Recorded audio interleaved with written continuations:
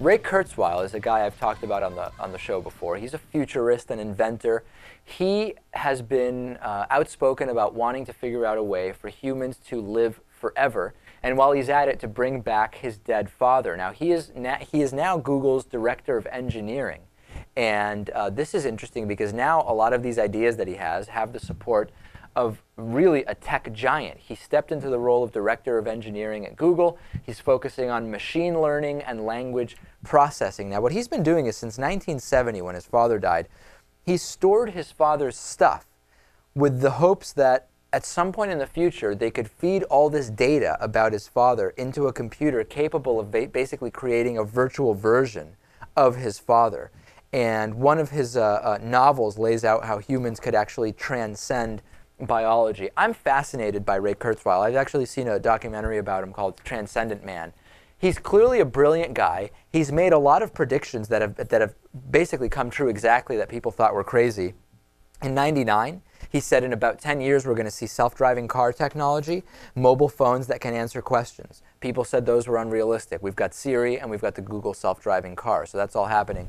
At the same time, it's like the genius and the nut, because when you see him talk, he has a number of different twitches and a very weird way about him. He takes hundreds of pills a day, or Natan, maybe now he's pared that down. He had this pill supplement regimen of like 150 pills a day that he said were helping him to reprogram his DNA or something, right?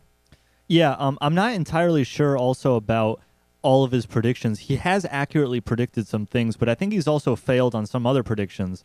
But he has this like really basic prediction about, I forget the year, 2050, 2060, I can't remember, where the singularity will come, where like humans merge with machines. Yeah, so his prediction is we're going to achieve this technological singularity, at which point the rate of acceleration of technology will outpace humans' ability to learn to use that technology without actually starting to essentially become one with the technology. It's pretty interesting.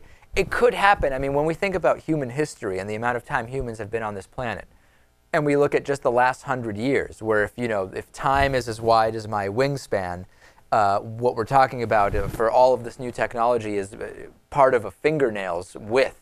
Not even. It's true that we are having such an accelerating rate of technological development. What will happen if this continues?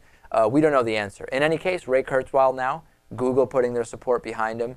I'm fascinated to see what happens. Yeah, if we don't tackle some big problems, we may never get to see how far we can go in terms of technology. If you want to make people live forever, learn how to put a brain in a machine or upload one into a machine. Right. That's about it.